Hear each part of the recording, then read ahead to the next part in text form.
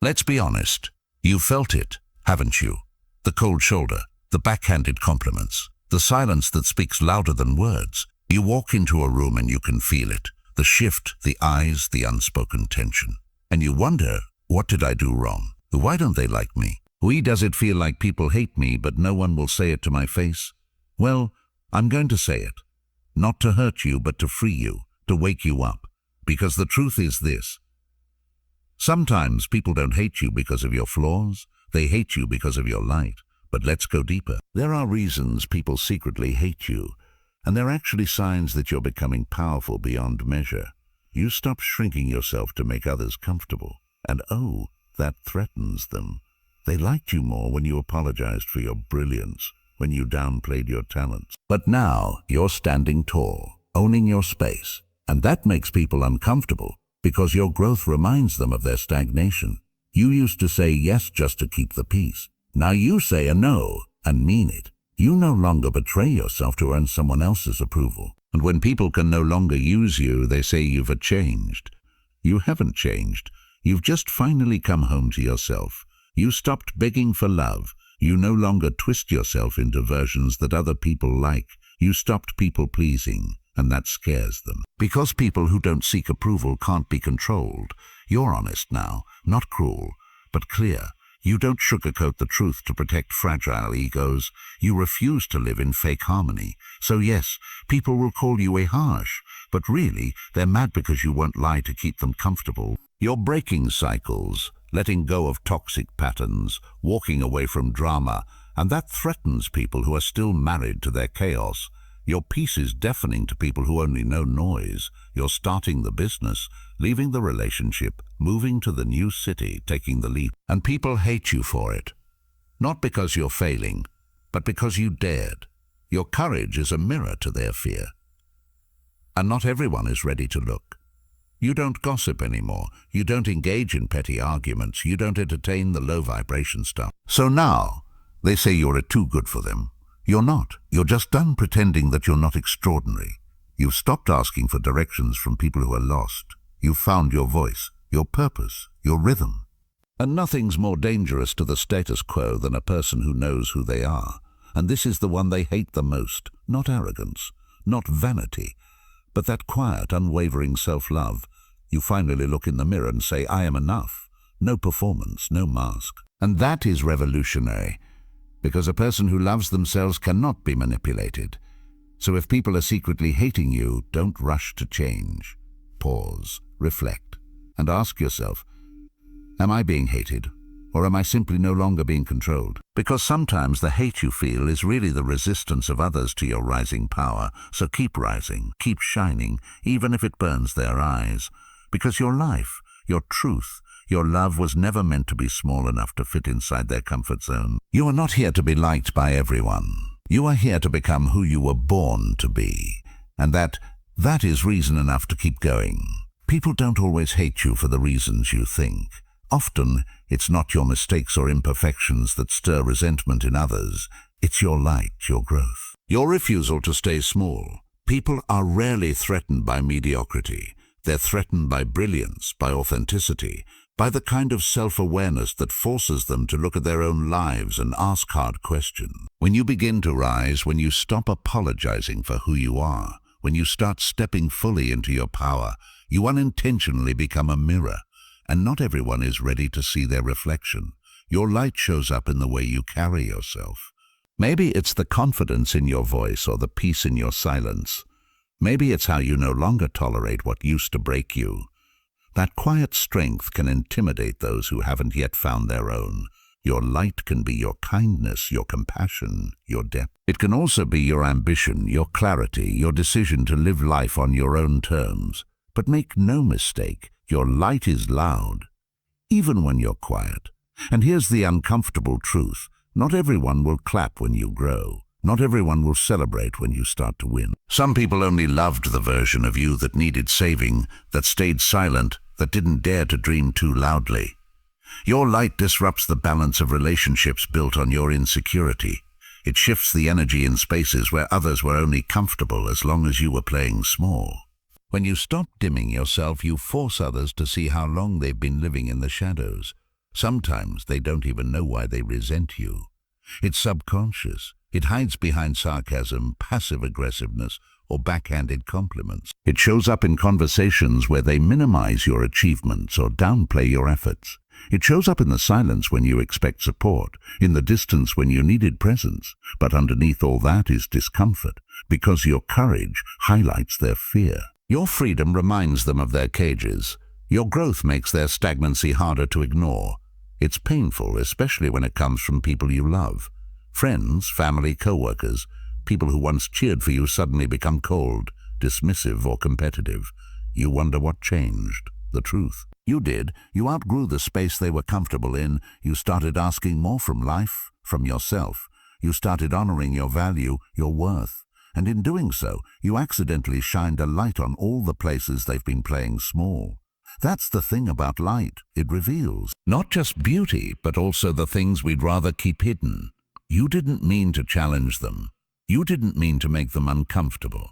But your very presence, your healing, your transformation, your refusal to settle became a challenge to their comfort zone. There's a quiet kind of revolution that begins the moment you start setting boundaries. At first it feels like a whisper, maybe a softer no instead of a hesitant yes. Maybe it's canceling plans without guilt, or walking away from conversations that drain your spirit. But with every choice to protect your energy, something powerful begins to shift. You stop betraying yourself for the sake of keeping the peace. And almost immediately, you notice something strange. People begin to pull away, act distant, get angry, or label you as selfish. The ones who claim to care start acting like you've done something wrong. And all you did was stop giving them unlimited access to you. You see, when you've spent years overextending yourself, being the reliable one, the one who always says yes, the one who answers every call, shows up to every crisis, sacrifices your own needs to keep others happy, people get used to that version of you. They grow comfortable with your convenience. They rely on your compliance. And when that starts to change, when you begin to reclaim your time, your voice, your right to say no without an explanation, they feel it. They feel the shift in power. Because what was once theirs by default now requires respect, and not everyone wants to give it. People will say you've changed, and in some ways they're right. You have. You've stopped equating love with self-abandonment. You've stopped confusing kindness with people-pleasing. You've stopped trying to earn your worth through how much you give, how available you are, how quiet you can become for the sake of harmony. And the people who only knew how to love the version of you that had no boundaries, they start to feel the loss. Sometimes they don't even realize they were benefiting from your lack of boundaries. It wasn't always malicious. Sometimes it's unconscious. They were used to the dynamic. You give, they take, you bend, they stay comfortable. And when you start straightening your spine, when you start saying things like, I can't make it, or that doesn't work for me, or need time for myself, you disrupt the unspoken contract. The one where your silence kept them at ease. The one where your exhaustion fueled their convenience. The truth is, boundaries threaten people who relied on your absence of them. Your limits feel like rejection to those who mistook your self-sacrifice for love. Your no feels personal when they're not used to hearing it from you. It makes them uncomfortable because it forces them to confront the imbalance. It forces them to ask themselves, did I really care about them, or just about what they did for me? And that's a hard question, especially when the answer isn't flattering. This is why setting boundaries can feel so lonely at first. Because the people who took the most from you may be the loudest when you stop handing yourself over. You'll feel guilt. You'll second-guess yourself. You'll wonder if you're being too harsh or too distant. But that's only because for so long you were taught that your value came from how much of yourself you were willing to give away. You were praised for being low maintenance, for not needing much, for being easy to be around. But often, a low maintenance is just code for I won't express my needs if it makes you uncomfortable. And that kind of living eventually catches up to you. You wake up tired, bitter, resentful. You start wondering why you feel so unseen, why you're always showing up for others, but no one shows up for you. It's because you train them not to. And when you start untraining them, it won't go smoothly.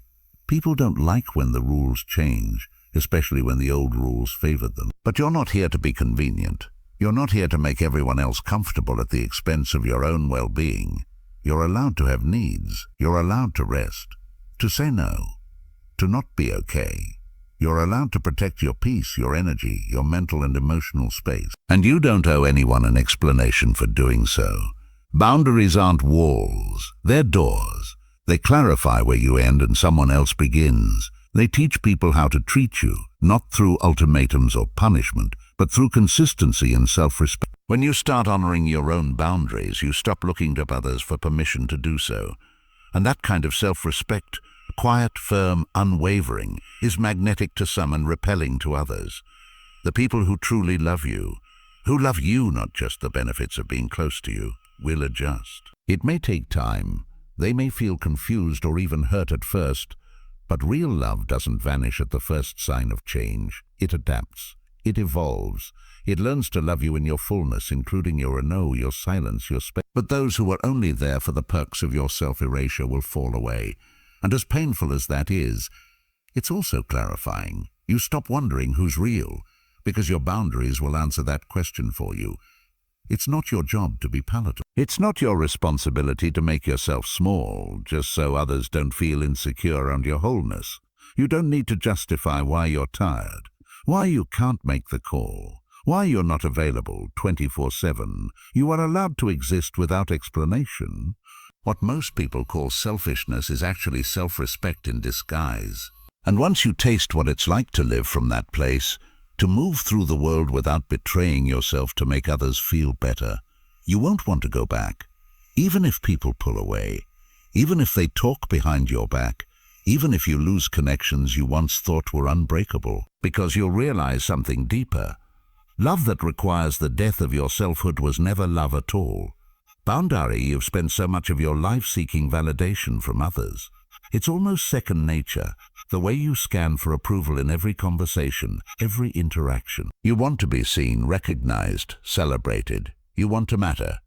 And in the absence of that external validation, it can feel like you're invisible, unimportant, or just not enough. But what if I told you that the moment you stop chasing approval, something incredible begins to happen? What if I told you that the moment you stop needing others' permission to live your life, you unlock a freedom that nothing or no one can take away? When you no longer need approval, you step into a different kind of power. It's the kind of power that doesn't rely on how many likes you get on social media, how many compliments you hear, or how much praise others heap on you. It's the kind of power that comes from knowing, deep in your bones, that you are enough exactly as you are. No need for validation, no need for anyone else's permission, no need to look over your shoulder to see if they approve. The moment you realize you don't need to chase approval, the world around you starts to change. First, you realize how much energy you've been wasting. The energy that went into performing for others, changing your behavior, your personality, your thoughts, your values, just to fit into someone else's idea of who you should be. You realize that much of your life has been spent trying to be what others wanted, even at the expense of your own happiness. So, the validation you were looking for was never truly fulfilling because it was always conditional. It came with strings attached, and even when you got it, it wasn't enough. The moment you stopped chasing approval, you started to reclaim that energy. The energy that was once spent on seeking others' opinions now became the energy you poured back into yourself. You begin to look inward. You start to trust your own instincts, to validate yourself. You learn to become your own source of affirmation. The beautiful thing about this is that self-approval doesn't come with the instability that comes from waiting for others' approval.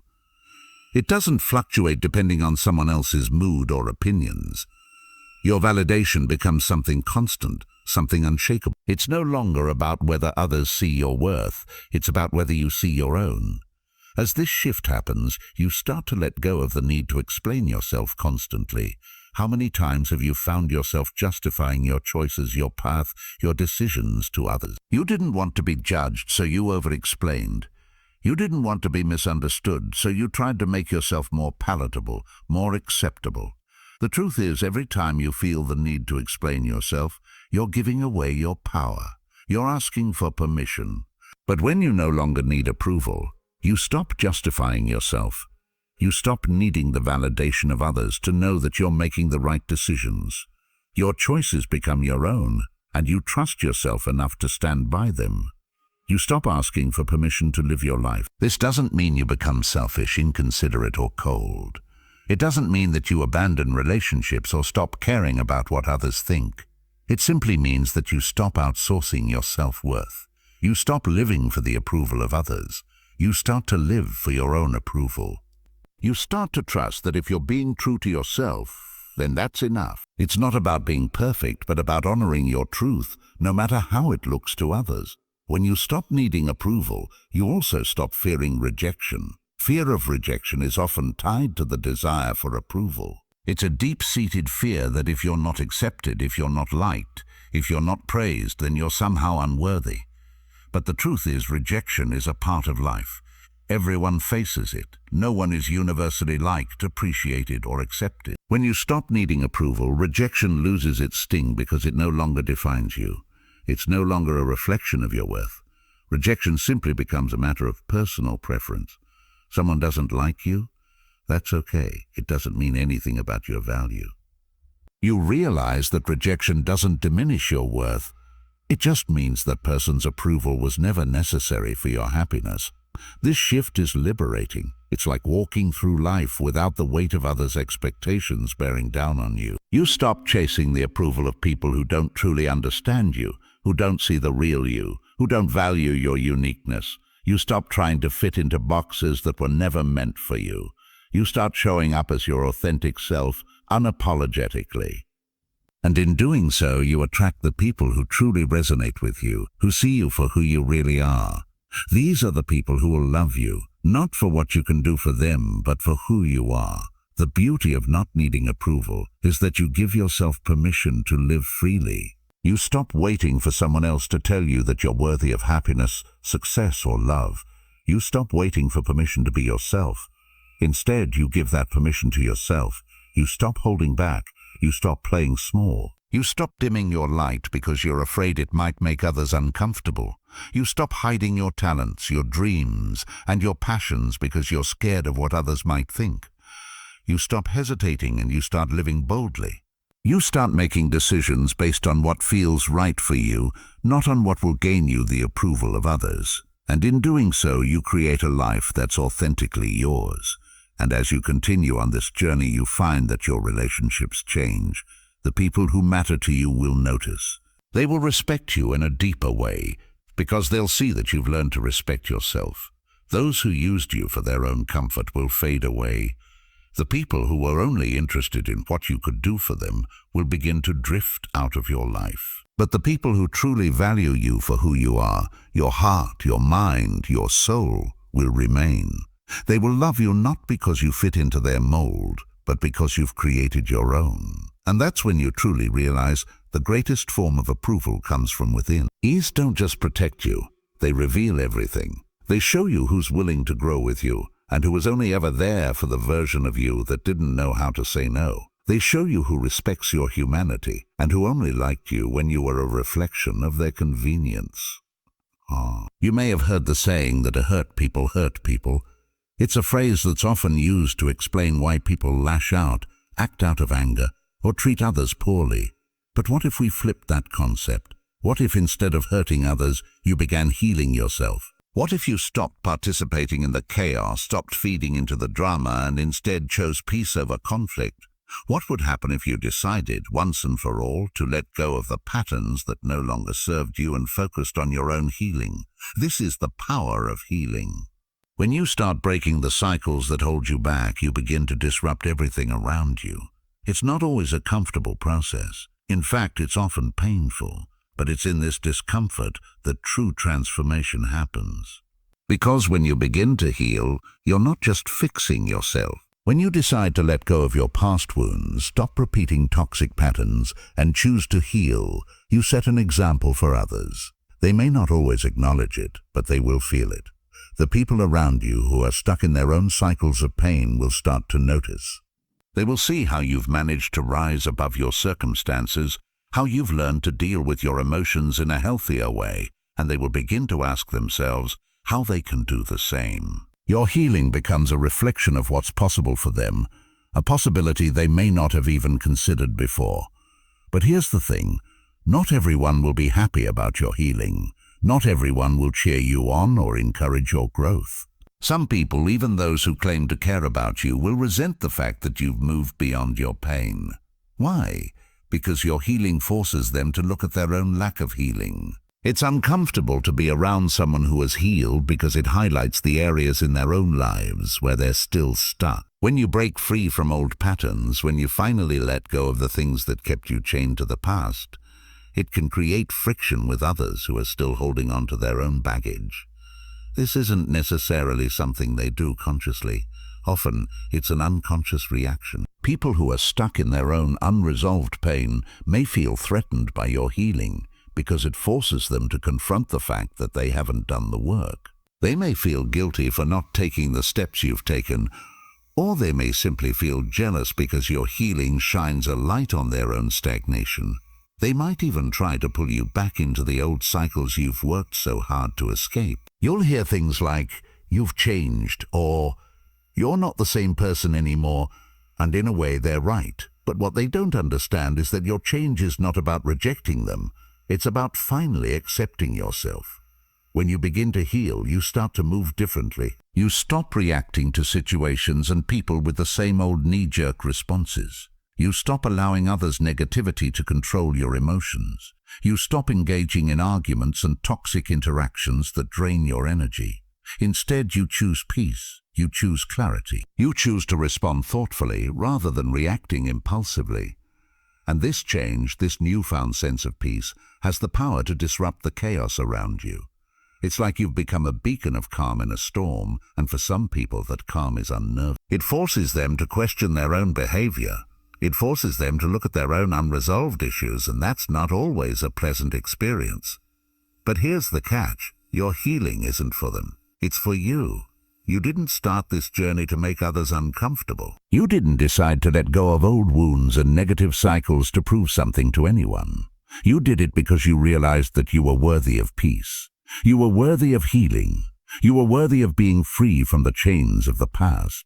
And that's what matters. In the process of healing, you start to realize how much of your life has been dictated by external factors, by the people who made you feel small, by the situations that made you feel powerless, by the patterns of behavior you inherited from your family or your environment. You realize that you've been living on autopilot, reacting to everything and everyone around you, without ever truly considering what you need to heal.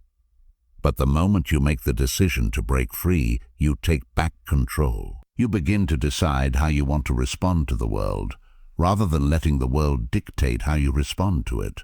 This doesn't mean that healing is a linear process. There will be setbacks. There will be moments when you slip back into old patterns. But what matters is that you recognize them for what they are, old habits trying to reassert themselves. And when you see them, you can choose to break them again. Healing is a choice, and it's one that you have to make every single day. It's a choice to let go of the past, to forgive yourself and others, and to move forward in a way that honors your highest self. As you continue on this journey of healing, you'll notice that your relationships begin to change. Some people will fall away simply because they can no longer relate to the new version of you. This might be painful at first, especially if those relationships were once very close. But in truth, you've outgrown them. You can't remain in environments that no longer serve you, and you can't keep carrying people who are still stuck in the same cycles you've worked so hard to break. It doesn't mean you don't love them. It simply means that your healing requires a different kind of energy now. And then there are the people who will step up, the ones who will support you in your journey, who will encourage your growth, who will celebrate your transformation. These are the people who will stick with you because they've healed themselves or because they're on the same path of healing. These relationships will be the ones that lift you up, the ones that make your journey worth it. You'll find that your life becomes richer and more fulfilling as you align yourself with people who are also doing the work. These relationships will be grounded in mutual respect, understanding, and growth. And they will be the ones that truly support your healing, because they're doing the same thing for themselves. Healing doesn't just change you, it changes everything around you. It shifts the energy in your relationships, in your work, in your community. When you heal, you elevate the collective, and in doing so, you give others the permission they need to heal as well. It's a ripple effect, one that can reach far beyond what you might ever imagine. Loving yourself is not an act of arrogance, it's an act of survival. It's not about thinking you're better than anyone else. It's not about being self-absorbed or narcissistic. Loving yourself is about recognizing your worth, honoring your needs, and treating yourself with the same kindness and compassion you would show someone you love deep. Yet in a world that constantly tells you that you need to be more, do more, look different, or act in ways that make you more acceptable to others, it becomes easy to forget that your worth is not determined by anyone but yourself. When you start loving yourself, you begin to break free from the need for external validation. You stop waiting for someone else to tell you that you're enough because you already know you are. You stop looking for approval in every interaction, in every social media post, in every relationship. You begin to realize that your validation comes from within, and that's an incredibly powerful realization. When you love yourself, you stop living for others. You stop performing. You stop contorting yourself to fit into boxes and standards that were never meant for you. You begin to live for yourself on your own terms. But self-love isn't something that happens overnight. It's a process. It's a journey. It's something that you have to actively work on every single day. It requires you to unlearn years of conditioning, years of messages that told you you weren't enough as you were. It requires you to confront the insecurities, the fears, and the doubts that have been holding you back. And it requires you to forgive yourself for the mistakes you've made and the times you've allowed yourself to be treated less than you deserve. But most importantly, it requires you to choose yourself every single day. Choosing yourself doesn't mean abandoning others or becoming selfish in a way that harms those around you. It means prioritizing your own well-being, your own happiness, your own peace. It means setting boundaries that protect your energy, your mental health, and your emotional space. It means learning to say no without guilt, learning to put yourself first without feeling like you're taking something away from others. Because here's the truth. When you don't love yourself, when you don't prioritize your needs, you end up giving away so much of yourself that you're left with nothing. And when you're depleted, when you're empty, you can't fully show up for anyone else. You can't give from an empty cup. But when you learn to fill your own cup, to love yourself first, you begin to have so much more to give. This doesn't mean that you stop caring about other people. It doesn't mean that you become indifferent or distant. On the contrary, loving yourself allows you to love others better. When you are whole, when you are filled with self-respect and self-compassion, you can show up in relationships as your true self. You don't need others to complete you because you are already complete. You are no longer relying on someone else to validate your existence. Instead, you're able to give from a place of abundance, not scarcity. Loving yourself also means forgiving yourself. It means releasing the guilt, the shame, the regret, and the self-criticism that you've been holding on. How many times have you looked at yourself in the mirror and been disappointed in what you saw? How many times have you beaten yourself up over mistakes, failures, or shortcomings? Loving yourself means stopping that cycle of self-punishment. It means acknowledging that you are human, that you are flawed, and that you will make mistakes. But it also means understanding that your mistakes do not define you. Your worth is not based on your past actions or your failures. You are worthy of love, respect, and compassion simply because you exist. Part of loving yourself is also being honest with yourself. It's about taking a hard look at your life, at the relationships you're in, at the choices you've been making, and asking yourself if they align with your true desires and values. It means having the courage to walk away from things, people, or situations that no longer serve you, no matter how hard it may be.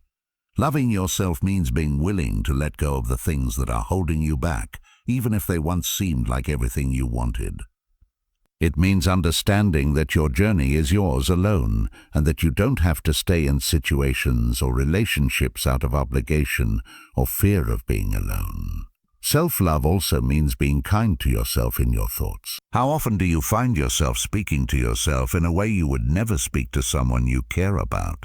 How often do you criticize yourself, tell yourself you're not enough, or point out all your flaws. Loving yourself means changing the way you talk to yourself. It means replacing self-criticism with self-compassion. It means treating yourself with the same care, patience, and understanding that you would offer a loved one who is struggling. When you can speak to yourself kindly, when you can forgive yourself, and when you can show yourself compassion, you begin to change the narrative of your life. Another powerful aspect of self-love is learning to trust yourself. Trusting yourself means trusting your instincts, your decisions, and your ability to navigate life. It means knowing that you are capable of handling whatever comes your way, even when things get tough. Self-trust is the foundation of self-love. When you trust yourself, you stop second-guessing every choice you make. You stop looking for reassurance from others. You trust that you know what's best for you. And when you trust yourself, you begin to move through life with confidence and clarity. Loving yourself also means honoring your body. Your body is the vessel that carries you through this life, and it deserves your love and respect. It means nourishing your body with healthy food, giving it the rest it needs, and moving it in ways that feel. It means letting go of the toxic beauty standards and comparing yourself to others. Your body is uniquely yours, and it's beautiful just the way it is. Loving your body means accepting it, flaws and all, and treating it with the care it deserves. The process of loving yourself is not always easy. It can be messy, it can be uncomfortable, and it can take time, but it is the most worthwhile journey you will ever take. Because when you truly love yourself, you become unstoppable. You no longer let fear, doubt, or insecurity hold you back. You stop apologizing for who you are, and you start owning your power. You stop seeking validation from others because you know that you are already worthy. And in doing so, you begin to create a life that is aligned with your truest self, a life full of peace, joy, and fulfillment. The more you love yourself, the more you will attract people, opportunities, and experiences that match your energy. Self-love is the key to everything. It unlocks your true potential and allows you to show up in the world as the best version of yourself.